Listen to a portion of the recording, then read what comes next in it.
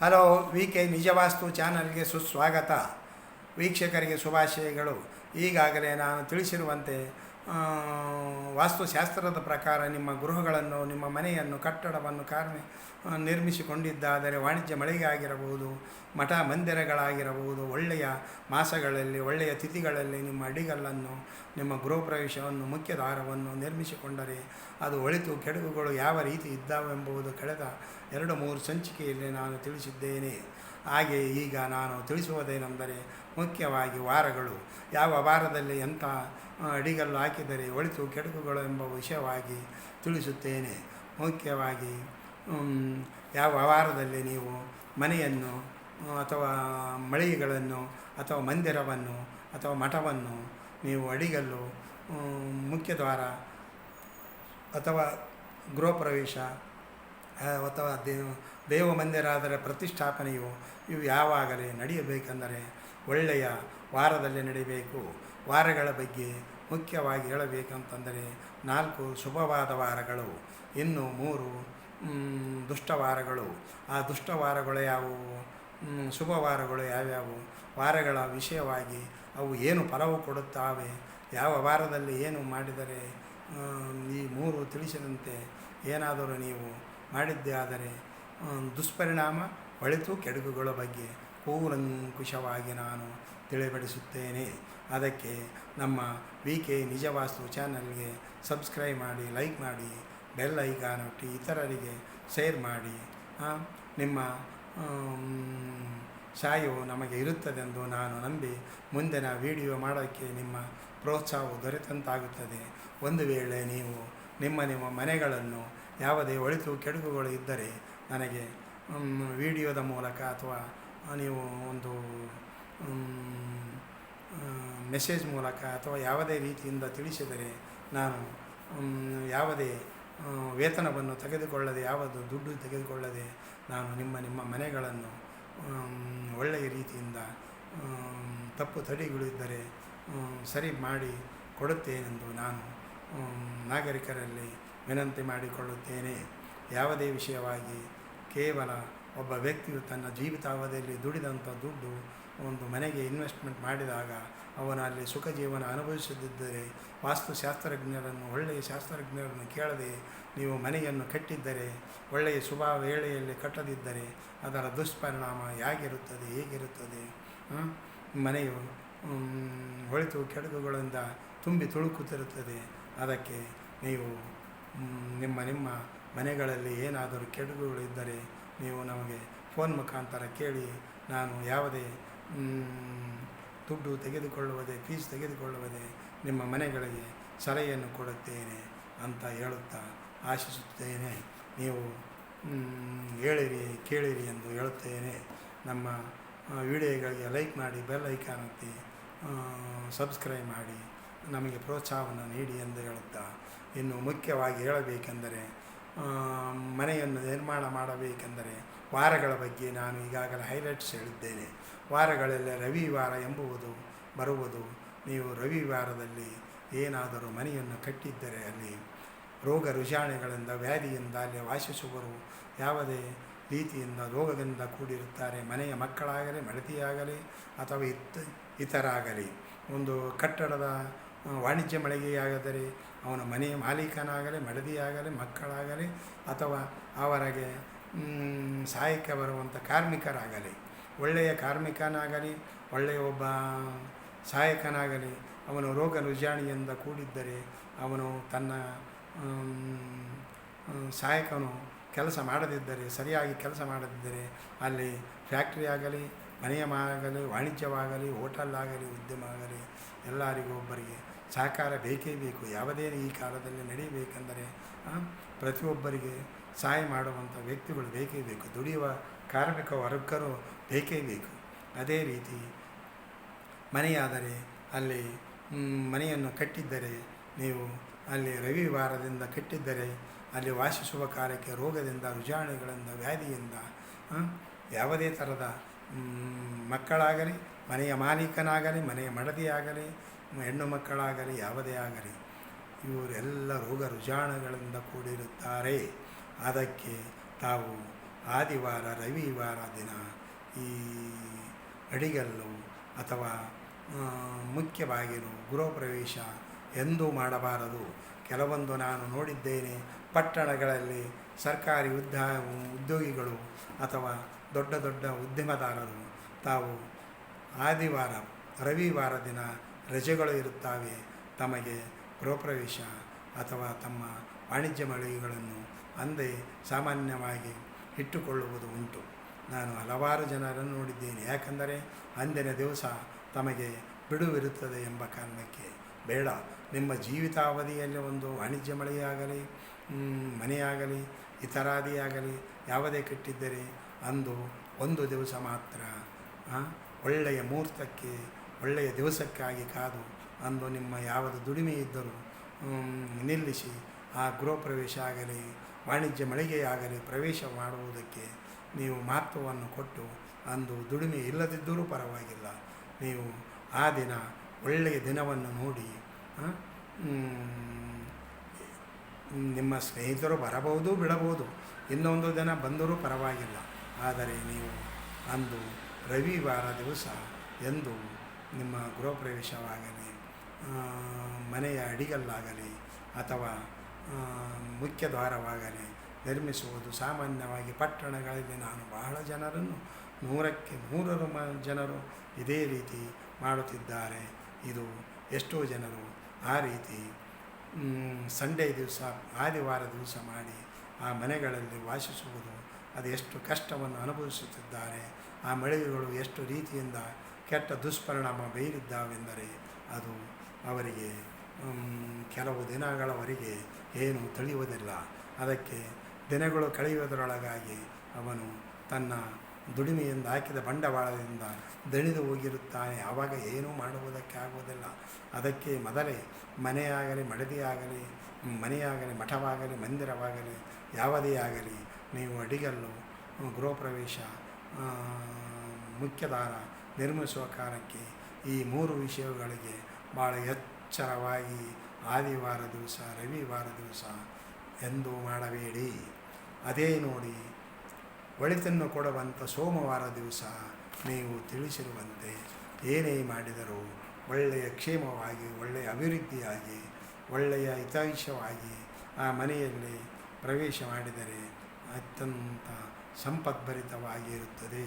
ಹಾಗೂ ಅಲ್ಲಿ ವಾಸಿಸುವ ಜನರು ಸಕಲ ವಿದ್ಯೆ ಬುದ್ಧಿ ಧನ ಧಾನ್ಯ ಐಶ್ವರ್ಯ ಎಲ್ಲ ರೀತಿಯಿಂದ ತಾನು ಏನು ಅನ್ನುಕೊಳ್ಳುತ್ತಾನೆ ಒಳ್ಳೆಯ ಕೊಡುಗೆಯನ್ನು ಕೊಡುವಂಥದ್ದೆಂದರೆ ಸೋಮವಾರ ದಿವಸ. ಸೋಮವಾರ ಶುಕ್ಲ ಪಕ್ಷದಲ್ಲಿ ಯಾವಾಗಲೂ ಇದು ತಿಳಿದುಕೊಳ್ಳಿ, ಶುಕ್ಲ ಪಕ್ಷದಲ್ಲಿ ನೀವು ಸೋಮವಾರ ದಿವಸ ನಿಮ್ಮ ಈ 3 ವಿಷಯಗಳು ಮಾಡಿದ್ದೇ ಆದರೆ ಒಳ್ಳೆಯ ಕೊಡುಗೆಯನ್ನು ಕೊಡುತ್ತೇವೆ. ಯಾವಾಗಲೂ ಶುಕ್ಲ ಪಕ್ಷದಲ್ಲಿ ಸೋಮವಾರ ದಿವಸ ನೀವು ಹೇಳಿದಂತೆ ನೀವು ಸೋಮವಾರ ಒಳ್ಳೆಯ ಶುಭವಾರ ಅಂದು ಏನಾದರೂ ನಿಮ್ಮ ಕಟ್ಟಡದ ಬಗ್ಗೆ ಗುಡಿಯ ಬಗ್ಗೆ ಗುಂಡಾರದ ಬಗ್ಗೆ ಮಠದ ಬಗ್ಗೆ ಮಂದಿರದ ಬಗ್ಗೆ ಯಾವುದೇ ಕಟ್ಟಡ ವಿಷಯವಾಗಲಿ ಒಂದು ಚಿಕ್ಕ ಅಡಿಗಲ್ಲು ಇಡಬೇಕಾದರೂ ಸೋಮವಾರ ಶುಕ್ಲ ಪಕ್ಷದಲ್ಲಿ ಅತ್ಯಂತ ಮಹತ್ವವಾದ ದಿನವೆಂದು ನಾನು ಹೇಳುತ್ತೇನೆ. ನೋಡಿ, ಅದೇ ರೀತಿ ಕೆಡಕನ್ನು ಬಯಸುವುದು ಮಂಗಳವಾರ ದಿವಸ ನೀವು ಈ ಮಠ ಮಂದಿರ ಅಥವಾ ವಾಣಿಜ್ಯ ಮಳಿಗೆ ಅಥವಾ ಹೋಟೆಲ್ ಉದ್ಯಮಿ ಆಸ್ಪತ್ರೆ ನರ್ಸಿಂಗ್ ಹೋಮ್ ಯಾವುದೇ ಇರಬಹುದು, ನೀವು ಯಾವುದೇ ಮಾಡುತ್ತಿರಬಹುದು. ಈಗಿನ ಕಾಲಕ್ಕೆ ಕೆಲವೊಬ್ಬರು ವೈಜ್ಞಾನಿಕವಾಗಿ ವೈದ್ಯರು ಅನ್ನುತ್ತಿದ್ದಾರೆ ವಾಸ್ತು ಎನ್ನುವುದು ಏನು ಎಂಬುದು. ಸರಿ, ನೀವು ವಾಸ್ತು ಎಂಬುದು ನಂಬದಿದ್ದರೆ ನಿಮ್ಮ ಮುಂದಿನ ಒಂದು ನರ್ಸಿಂಗ್ ಹೋಮ್ ಇಟ್ಟುಕೊಂಡಾಗ ಅದರಲ್ಲಿ ಅದೆಷ್ಟೋ ಜನರು ಕೈ ಸುಟ್ಟುಕೊಂಡಿದ್ದಾರೆ. ಈಗಾಗಲೇ ನಾನು ಹಲವಾರು ನರ್ಸಿಂಗ್ ಹೋಮ್ಗಳನ್ನು ನೋಡಿದ್ದೇನೆ. ಪ್ರಾರಂಭದಲ್ಲಿ ಅತ್ಯಂತ ವೇಗವಾಗಿ ಓಡಿ ಈಗ ತಮಗೆ ಕೇವಲ ಅರ್ಧದಿಂದಲ್ಲ 25% ಪೇಷಂಟುಗಳು ಬರುವ ಸ್ಥಿತಿಗೆ ಬಂದಿದ್ದಾರೆ. ಅದು ಮೇಂಟೈನ್ ಮಾಡದೆ, ಅಂದರೆ ದಾದಿಯರು ಅವರು ಇವರು ಯಾವುದೇ ರೀತಿಯಿಂದ ಮೇಂಟೈನ್ ಮಾಡೋದಕ್ಕೆ ಆಗದೆ ಅದೆಷ್ಟು ನರ್ಸಿಂಗ್ ಹೋಮ್ಗಳು ಮುಚ್ಚುವ ಸ್ಥಿತಿಗೆ ಬಂದಿದ್ದಾವೆ, ಮಾರಾಟಕ್ಕೆ ಬಂದಿದ್ದಾವೆ. ಅಂದರೆ ನೀವು ಒಳ್ಳೆಯ ದಿನವೊಂದು ಎಂದು ಮಾಡದಿದ್ದರೆ, ರೈತರಾಗಿದ್ದರೆ ಏನು ಮನೆಯನ್ನು ಕಟ್ಟಿದ್ದರೆ ಅಥವಾ ವಾಣಿಜ್ಯ ಮಳಿಗೆ ಆಗಲಿ ಯಾವುದೇ ಆಗಲಿ, ಕಟ್ಟಡವಾಗಲಿ ಯಾವುದೇ ಕಟ್ಟಿದ್ದರೂ ಅಲ್ಲಿ ಅಗ್ನಿಭಯ, ಅಲ್ಲಿ ಅಗ್ನಿಭಯ ಎಂಬುದು ಯಾವಾಗಲೂ ಇದ್ದಿರುತ್ತದೆ ಎಂದು ಮಂಗಳವಾರ ದಿವಸ ನೀವೇನಾದರೂ ಈ ತಿಳಿಸಿದಂತೆ ನೀವು ಏನಾದರೂ ಕಟ್ಟಡದ ಯಾವುದೇ ಕಟ್ಟಡವಾಗಲಿ, ಗುಡಿ ಗುಂಡಾರ ಮಠ ಮಂದಿರ ಚರ್ಚು ಮಸೀದಿ ಯಾವುದೇ ಇರಬಹುದು, ಅವರವರ ಧರ್ಮಕ್ಕೆ ಬಿಟ್ಟ ಭಾವನೆ ಅದು. ಇದು ವಾಸ್ತು ಎಂಬುವುದು ಕೇವಲ ಒಂದೇ ಧರ್ಮಕ್ಕೆ ಸಂಬಂಧಪಟ್ಟದ್ದಲ್ಲ. ಎಲ್ಲ ಧರ್ಮದವರು ವಾಸಿಸುತ್ತಿದ್ದಾರೆ ಈ ಭೂಮಂಡಲದಲ್ಲಿ. ಈ ಭೂಮಂಡಲದಲ್ಲಿ ವಾಸಿಸುವವರು ಯಾವುದೇ ಕಟ್ಟಡ ಕಟ್ಟಿದರೂ, ಯಾವುದೇ ಜನಜಾತಿಯಾದರೂ ಅವರು ತಮ್ಮ ತಮ್ಮ ಧರ್ಮಕ್ಕನುಗುಣವಾಗಿ ಧರ್ಮಾಚರಣೆ ಮಾಡಿಕೊಳ್ಳಬಹುದು. ಆದರೆ ವಾಸ್ತುಶಾಸ್ತ್ರವೆಂಬುದು ಎಲ್ಲೋ ಧರ್ಮಕ್ಕೆ ಎಲ್ಲ ವಿಷಯಕ್ಕೂ ಒಂದೇ ಇರುತ್ತದೆ. ಅದಕ್ಕೆ ಯಾವುದೇ ಧರ್ಮೀಯರಾದರೂ ನೀವು ಮೊದಲು ವಾಸ್ತುಶಾಸ್ತ್ರದ ಪ್ರಕಾರ ನಿಮ್ಮ ಮನೆಗಳನ್ನು ನಿರ್ಮಿಸಿಕೊಳ್ಳಿ. ಮಂಗಳವಾರ ದಿವಸ ಕಟ್ಟಿದರೆ ಮುಖ್ಯವಾಗಿ ಅಗ್ನಿಭಯ, ಶತ್ರುಗಳ ಭಯ, ನಿಮ್ಮ ಮೇಲೆ ಶತ್ರುಗಳು ದಂಡೆತ್ತಿ ಬರುತ್ತಾರೆ.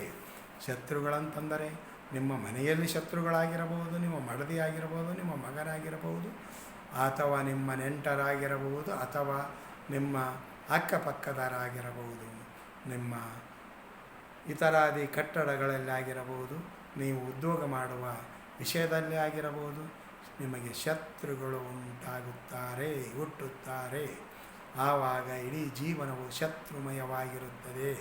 ಅದಕ್ಕೆ ನೀವು ಮಂಗಳವಾರ ದಿವಸ ಅಗ್ನಿಭಯ, ಶತ್ರುಭಯ, ಶತ್ರುಭೀತಿ ಇವೆಲ್ಲ ಇರುತ್ತವೆ ಎಂದು ಈ ವಾರವನ್ನು ಮಂಗಳವಾರವನ್ನು ಈ ತಿಳಿಸಿದಂತೆ ಅಡಿಗಲ್ಲು, ಗೃಹಪ್ರವೇಶ, ಮುಖ್ಯ ಬಾಗಿಲು ಇಡುವುದಕ್ಕೆ ಈ 3 ವಿಷಯಗಳಿಗೆ ನೀವು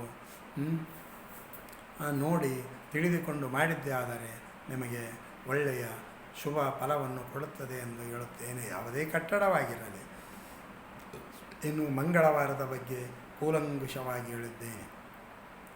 ಇನ್ನು 4ನೆಯದು ವಾರದಲ್ಲಿ ಬುಧವಾರ ಎಂಬುವುದು ಒಳ್ಳೆಯ ಕೊಡುಗೆಯನ್ನು ಕೊಡುವಂಥ ವಿಷಯ. ಈ ಬುಧವಾರದ ದಿವಸ ನೀವು ಏನಾದರೂ ತಿಳಿಸಿದಂತೆ ಅಡಿಗಲ್ಲು, ಮುಖ್ಯದ್ವಾರ, ಗೃಹಪ್ರವೇಶ, ಕಟ್ಟಡದ ಕಾರ್ಮಿಕರಾಗಲಿ ಅಥವಾ ಮನೆ ಮಠ ಮಂದಿರ ಯಾವುದೇ ಕಟ್ಟಡವನ್ನು ಬುಧವಾರ ದಿವಸ ನೀವು ಮಾಡಿದ್ದಾದರೆ, ಪ್ರತಿಷ್ಠಾಪನೆ ಮಾಡಿದ್ದಾದರೆ, ವಾಣಿಜ್ಯ ಮಳಿಗೆಗಳಾದರೆ ಪ್ರಾರಂಭ ಮಾಡಿದ್ದಾದರೆ, ಯಾವುದೇ ವಿಷಯವಾಗಿ ಬುಧವಾರ ದಿವಸ ಮಾಡಿದ್ದರೆ ಧನಲಾಭ, ಸಂತೋಷ, ಅಭಿವೃದ್ಧಿ ಇರುತ್ತದೆ. ಮುಖ್ಯವಾಗಿ ಹೇಳಬೇಕಂತಂದರೆ ಯಾವುದೇ ವಿಷಯವಾಗಲಿ ಮನುಷ್ಯನಿಗೆ ಧನವೆಂಬುವುದು ಅಂದರೆ ಮುಖ್ಯವಾಗಿ ಬರಬೇಕು. ಅಲ್ಲಿ ಸಂತೋಷ ಎಂಬುವುದು ಮುಖ್ಯವಾಗಿರಬೇಕು. ಅಭಿವೃದ್ಧಿ ಎಂಬುದು ಮುಖ್ಯವಾಗಿರಬೇಕು. ಮಠವಾಗಲಿ, ಮಂದಿರವಾಗಲಿ, ವಾಣಿಜ್ಯ ಮಳಿಗೆಯಾಗಲಿ, ದೈವ ಮಂದಿರವಾಗಲಿ ಎಲ್ಲದಕ್ಕೂ ಅಭಿವೃದ್ಧಿ ಎಂಬುದು ಬೇಕು, ಧನವೆಂಬುದು ಬೇಕು. ಒಂದು ಮಂದಿರವಾದರೂ ಸಹ ಅದಕ್ಕೆ ಧನದಿಂದ ಧಾನ್ಯದಿಂದ ತುಂಬಿ ತುಳುಕುತ್ತಿದ್ದರೆ ಪ್ರಜೆಗಳು ಬರುತ್ತಾರೆ, ಪ್ರಜೆಗಳು ಕೊಡುತ್ತಾರೆ. ಒಂದು ವೇಳೆ ಅಲ್ಲಿ ಧನದ ಬಗ್ಗೆ ಅಂದರೆ ಹಣದ ಬಗ್ಗೆ, ಸಂಭಾವನೆ ಬಗ್ಗೆ ಇದ್ದಿಲ್ಲ, ಸಂತೋಷ ಇದ್ದಿಲ್ಲ, ಅಭಿವೃದ್ಧಿ ಇದ್ದಿಲ್ಲ ಅಂದರೆ ಅದು ನಿಷ್ಪ್ರಯೋಜಕ. ಮನೆಯಾಗಿರಬಹುದು, ಮಠವಾಗಿರಬಹುದು, ಮಂದಿರವಾಗಿರಬಹುದು, ಆಸ್ಪತ್ರೆ ಆಗಿರಬಹುದು, ವಾಣಿಜ್ಯ ಮಳಿಗೆ ಆಗಿರಬಹುದು, ಹೋಟೆಲ್ ಆಗಿರಬಹುದು, ಇತರ ಯಾವುದೇ ಕಟ್ಟಡವಾಗಲಿ ನೀವು ಬುಧವಾರ ದಿವಸ ಶುಕ್ಲ ಪಕ್ಷದಲ್ಲಿ ಏನಾದರೂ ಆರಂಭಿಸಿದ್ದಾದರೆ ರಾಜಯೋಗದಲ್ಲಿ ನೀವು ಈ ರೀತಿ ಮಾಡಿದ್ದಾದರೆ ನಿಮಗೆ ಒಳ್ಳೆಯ ಕೊಡುಗೆಯನ್ನು ಕೊಡುತ್ತದೆ. ನಿಮ್ಮನ್ನು ಅಭಿವೃದ್ಧಿಯ ಪಥದತ್ತ ತೆಗೆದುಕೊಂಡು ಹೋಗುತ್ತದೆ ಎಂದು ನಾನು ಕೂಲಂಕುಷವಾಗಿ ಧೈರ್ಯದಿಂದ ಹೇಳುತ್ತೇನೆ. ನೀವು ಆದಷ್ಟು ಮಟ್ಟಿಗೆ ಬುಧವಾರ ದಿವಸ ಶುಕ್ಲ ಪಕ್ಷದಲ್ಲಿ ರಾಜಯೋಗ ಇರುವಂಥ ವೇಳೆಯಲ್ಲಿ ನಿಮ್ಮ ಈ 3 ಕೆಲಸಗಳನ್ನು ಮಾಡಿ ನೋಡಿ. ನೀವು ಅದು ಎಷ್ಟು ಅಭಿವೃದ್ಧಿ ಹೊಂದುತ್ತೀರಿ ಎಂದು ಪುನಃ ನಮಗೆ ನೀವು ಫೋನ್ ಮುಖಾಂತರ ತಿಳಿಸಬಹುದು. ಒಳ್ಳೆಯ ಕೊಡುಗೆ ಆಗಿದೆ ಅಂತ. ಸರಿ, ವಾರದಲ್ಲಿ ಮುಂದಿನ ವಾರ 5ನೇ ವಾರ ಗುರುವಾರ ಅಂತಂದರೆ ಮುಖ್ಯವಾಗಿ ಹೇಳಬೇಕಂತಂದರೆ ಮನುಷ್ಯನಾಗಲಿ, ಮನೆಗಾಗಲಿ, ಮಠಕ್ಕಾಗಲಿ, ಮಂದಿರಕ್ಕಾಗಲಿ ಅಥವಾ ವಾಣಿಜ್ಯ ಮಳಿಗೆಗಾಗಲಿ ಆವಿಷ್ಯವಿರಬೇಕು. ಆ ಮನೆಗೆ ಇರಬೇಕು ಆವಿಷ್ಯ, ಮತ್ತು ಅಲ್ಲಿ ವಾಸಿಸುವ ವ್ಯಕ್ತಿಗಳಿಗೂ ಆವಿಷ್ಯ ಇರಬೇಕು. ಅಲ್ಲಿ ಒಂದು ಫ್ಯಾಕ್ಟ್ರಿ ಆದರೂ ಅಲ್ಲಿ ಆವಿಷ್ಯವಿರಬೇಕು. ಯಾವುದೇ ದುಡಿಮೆ ದುಡಿಯುವಂಥ ಕಾರ್ಮಿಕನಾಗಿರಲಿ, ಮನೆಯ ಮಾಲೀಕನಾಗಿರಲಿ, ಕಾರ್ಮಿಕನ ನಡೆಯುವಂಥ ಮಾಲೀಕನಾಗಿರಲಿ, ಹೋಟೆಲ್ ಉದ್ಯಮದಾರ ಆಗಿರಲಿ, ಅಥವಾ ಇತರ ದೇವಮಂದಿರಗಳೇ ಮಠ ಮಂದಿರಗಳಾಗಲಿ, ಎಲ್ಲರೂ ಆಯುಷ್ಯವಂತರಾಗಿರಬೇಕು. ಆಯುಷ್ಯ ಎಂಬುದು ವೃದ್ಧಿಯಾಗಬೇಕು. ವೃದ್ಧಿ ಎಂದರೆ ಹೆಚ್ಚಾಗಬೇಕು, ಅಂದರೆ ಆರೋಗ್ಯವಾಗಿರಬೇಕು. ಅಂಥ ಆರೋಗ್ಯವಾಗಿರುವಂಥ ವ್ಯಕ್ತಿಯು ತನ್ನ ಮನೆಯನ್ನಾಗಲಿ, ಮಠವನ್ನಾಗಲಿ, ಮಂದಿರವನ್ನಾಗಲಿ, ವಾಣಿಜ್ಯ ಮಳಿಗೆಗಳಾಗಲಿ, ಯಾವುದೇ ಆಗಲಿ ಮುನ್ನಡೆಸುವುದಕ್ಕೆ ಸಾಧ್ಯ. ಆಯುಷ್ಯ, ಆರೋಗ್ಯ ಎರಡೂ ಬೇಕು. ಇವೆರಡು ಇದ್ದರೆ ಮಾತ್ರ ಅವನು ಏನೇ ಸಾಧನೆ ಮಾಡುವುದು ಆಗುತ್ತದೆ. ಒಂದು ವೇಳೆ ಆರೋಗ್ಯ ಕ್ಷೀಣಿಸಿದರೆ ಏನಾಗುತ್ತದೆ? ಅವನು ಎಂಥ ವ್ಯಕ್ತಿಯಾಗಲಿ ಚಿಕ್ಕ ವಯಸ್ಸಿನಲ್ಲಿ ಆರೋಗ್ಯ ಕ್ಷೀಣಿಸಿದರೆ ಏನೂ ಮಾಡುವುದಕ್ಕಾಗುವುದಿಲ್ಲ. ಅದಕ್ಕೆ ತಾವು ಗುರುವಾರ ದಿವಸ ನೀವು ಅಡಿಗಲ್ಲು ಮನೆಯ ಮುಖ್ಯ ದ್ವಾರ ಗೃಹಪ್ರವೇಶ ಮಾಡಿದ್ದಾದರೆ ಶುಕ್ಲ ಪಕ್ಷದಲ್ಲಿ ನೀವು ಈ 3 ಕೆಲಸಗಳನ್ನು ಮಾಡಿದ್ದಾದರೆ ನಿಮಗೆ ಒಳ್ಳೆಯ ಕೊಡುಗೆಯನ್ನು ಕೊಡುತ್ತದೆಂದು ಹೇಳುತ್ತೇನೆ. ಇನ್ನು ಮುಖ್ಯವಾಗಿ ಹೇಳಬೇಕಂತಂದರೆ 6ನೇದು ಶುಕ್ರವಾರ. ವಾರಗಳಲ್ಲಿ ಶುಕ್ರವಾರ.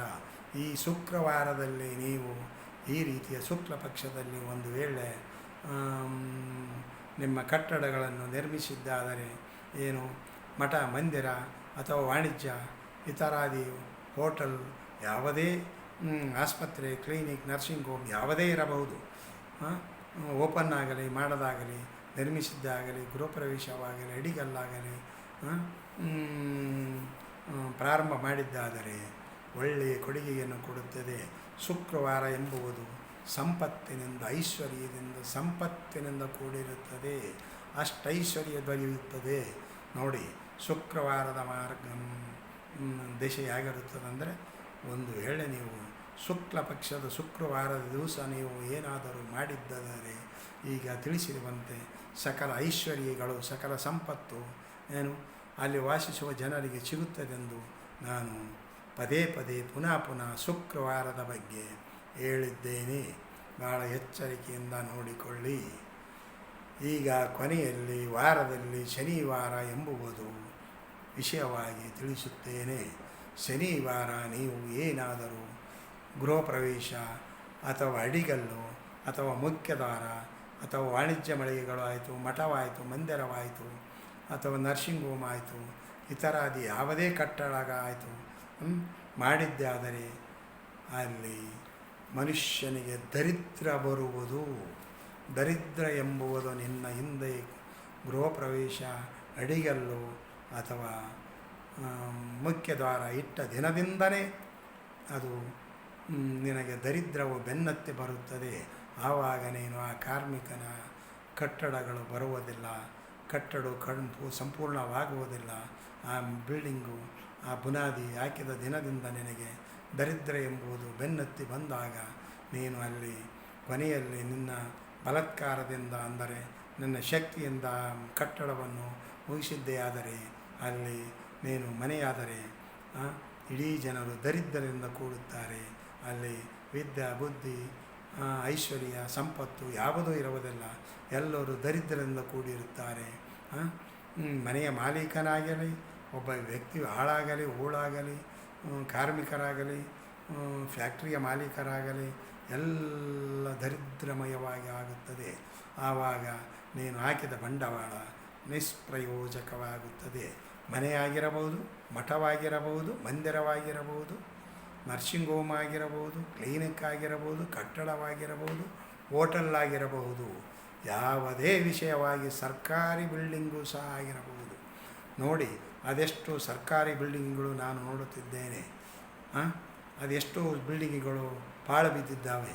ಅದರಲ್ಲಿ ಏನು ಮಾಡಿದರೂ ನಡೆಯುವುದಿಲ್ಲ. ಅದು ಸರ್ಕಾರಕ್ಕೆ ಮೂಕ ಸರ್ಕಾರ, ಅದಕ್ಕೆ ಏನು ಗೊತ್ತಾಗುವುದಿಲ್ಲ. ಅದಕ್ಕೆ ವಾಸ್ತುಶಾಸ್ತ್ರ ಎಂಬುದು ಗೊತ್ತಿರುವುದಿಲ್ಲ. ಸರಿ ಬಿಡಿ, ಸಹಜವಾಗಿ ಒಬ್ಬ ಮನೆಯ ಮಾಲೀಕನೇ ವಾಸ್ತುಶಾಸ್ತ್ರದ ಬಗ್ಗೆ ಕೂಲಂಕಷವಾಗಿ ತಿಳಿಯಲಾರದೆ 1 ಕೋಟಿ 2 ಕೋಟಿ ಅವನವನ ಶಕ್ತಿಗನುಸಾರವಾಗಿ ಮನೆಯನ್ನು ಕಟ್ಟುತ್ತಾನೆ. ಆದರೆ ವಾಸ್ತುಶಾಸ್ತ್ರದ ಪ್ರಕಾರ ಕಟ್ಟಲಿಕ್ಕೆ ವಾಸ್ತುಶಾಸ್ತ್ರಜ್ಞರನ್ನು ಕರೆದುಕೊಂಡು ಬರೋದಕ್ಕೆ ಹಿಂಜರಿಯುತ್ತಾನೆ. ಹೇಗಿದೆ ನೋಡಿ, ಅದೆಷ್ಟೋ ದುಡ್ಡು ಇನ್ವೆಸ್ಟ್ಮೆಂಟ್ ಮಾಡುತ್ತಾನೆ. ಆದರೆ ವಾಸ್ತುಶಾಸ್ತ್ರಜ್ಞರನ್ನು ಕರೆದುಕೊಂಡು ಬಂದು ಬುನಾದಿ ಅಡಿಗಲ್ಲು ಗೃಹ ಪ್ರವೇಶ ಮುಖ್ಯ ದ್ವಾರ ಇಡುವುದಕ್ಕೆ ಅವನು ಹಿನ್ನಡೆಯನ್ನು ಅನುಭವಿಸುತ್ತಾನೆ. ಆದರೆ ನೀನು ಎಷ್ಟೇ ದುಡ್ಡು ಖರ್ಚು ಮಾಡಿದರೂ ಶನಿವಾರ ದಿವಸ ಈಗಾಗಲೇ ನಾನು ಹೇಳಿದಂತೆ ನೀನು ದರಿದ್ರತನವನ್ನು ತಂದುಕೊಂಡು ನೀನು ಮಠವಾಗಲಿ, ಮಂದಿರವಾಗಲಿ, ಗುಡಿಯಾಗಲಿ, ಗುಂಡಾರವಾಗಲಿ ಅಥವಾ ಯಾವುದೇ ಈ ಭೂಲೋಕದಲ್ಲಿ ಕಟ್ಟಡವೆಂಬುದು ಇದ್ದರೆ ಯಾವುದೇ ಆಗಲಿ ದರಿದ್ರವೆಂಬುದು ಮೈ ಮೇಲೆ ಏರಿಸಿಕೊಂಡು ಶನಿವಾರ ದಿವಸ ನೀವು ಎಂದು ಬುನಾದಿಯಾಗಲಿ, ಮುಖ್ಯ ದ್ವಾರವಾಗಲಿ, ಗೃಹ ಪ್ರವೇಶವಾಗಲಿ ಇವುದು ಯಾವುದೂ ಮಾಡಬಾರದು ಎಂದು ನಾನು ಪದೇ ಪದೇ ಹೇಳುತ್ತಾ ನನ್ನ ವಿಡಿಯೋವನ್ನು ಲೈಕ್ ಮಾಡಿ, VK ನಿಜವಾಸ್ತುವಿಗೆ ಲೈಕ್ ಮಾಡಿ, ಸಬ್ಸ್ಕ್ರೈಬ್ ಮಾಡಿ ಮತ್ತು ಬೆಲ್ ಐಕಾನ್ ಒತ್ತಿ ಇತರರಿಗೆ ಶೇರ್ ಮಾಡಿ. ಇತರರಿಗೆ ನಿಮ್ಮ ಅಕ್ಕಪಕ್ಕದವರಿಗೆ ನಾನು ಹೇಳಿದಂತೆ ಏನಾದರೂ ಒಂದು ವೇಳೆ ತಪ್ಪು ಮಾಡುತ್ತಿದ್ದರೆ ನೀವು ತಿದ್ದಿ ಹೇಳಿ. ವಾರ, ತಿಥಿ, ಮಿತಿ, ನಕ್ಷತ್ರ, ಯೋಗದ ಬಗ್ಗೆ ಮುಂದಿನ ವಿಡಿಯೋದಲ್ಲಿ ನಾನು ತಿಳಿಸುತ್ತೇನೆ. ಯಾವ ಯೋಗದಲ್ಲಿ ಮಾಡಿದರೆ ಎಂಥ ಪರಿಣಾಮ ಬೀರುತ್ತದೆ, ಹೇಗೆ ಇರುತ್ತದೆ ಮನುಷ್ಯನಿಗೆ ಯೋಗ ಎಂಬುದು ಮುಖ್ಯ ಇರಬೇಕು. ಒಂದು ಕಟ್ಟಡವಾಗಲಿ, ಮನೆಯಾಗಲಿ, ಕಾರ್ಮಿಕರ ಇದು ನರ್ಸಿಂಗ್ ಹೋಮ್ ಆಗಲಿ ಅಥವಾ ಹೋಟೆಲ್ ಆಗಲಿ, ಉದ್ಯಮಿ ಆಗಲಿ, ಅಲ್ಲಿ ಕುಳಿತುಕೊಂಡು ಮಾಡುವ ಕಾಲಕ್ಕೆ ಯೋಗ ಎಂಬುದು ಕೂಡಿ ಬರಬೇಕು. ಅದಕ್ಕೆ ಮುಂದಿನ ವಿಷಯದಲ್ಲಿ ಯೋಗದ ಬಗ್ಗೆ ಹೇಳುತ್ತೇನೆ. ನೀವು ಮುಖ್ಯವಾಗಿ ನನ್ನ ವಿಡಿಯೋ ಬಗ್ಗೆ VK ನಿಜವಾಸ್ತು ಚಾನಲ್ಗೆ ಲೈಕ್ ಮಾಡಿ, ಸಬ್ಸ್ಕ್ರೈಬ್ ಮಾಡಿ, ಇತರರಿಗೆ ಶೇರ್ ಮಾಡಿ ತಿಳಿದುಕೊಳ್ಳಲಿ. ಅದೆಷ್ಟೋ ಜನರು ತೊಂದರೆ ಅನುಭವಿಸುತ್ತಿದ್ದಾರೆಂದರೆ ನಾನು ನೋಡುತ್ತಿದ್ದೇನೆ. ಇದರಲ್ಲಿ ತಮಗೆ ಏನಾದರೂ ಸಲಹೆ ಬೇಕೆಂದರೆ ಫೋನ್ ಮುಖಾಂತರ ಅಥವಾ ಮೆಸೇಜ್ ಮುಖಾಂತರ, ವಾಟ್ಸಪ್ ಮುಖಾಂತರ ಹೇಳಿ ನಾನು ಉಚಿತವಾಗಿ ನಿಮಗೆ ಸಲಹೆಯನ್ನು ಕೊಡಬಲ್ಲೆ ಎಂದು ಹೇಳುತ್ತಾ ನನ್ನ ಈ ವಿಡಿಯೋವನ್ನು ಮುಗಿಸುತ್ತಾ ಮುಂದಿನ ವಿಡಿಯೋದ ಬಗ್ಗೆ ನಾನು ಕೂಲಂಕುಷವಾಗಿ ತಿಳಿಸಿ ಹೇಳುತ್ತೇನೆ.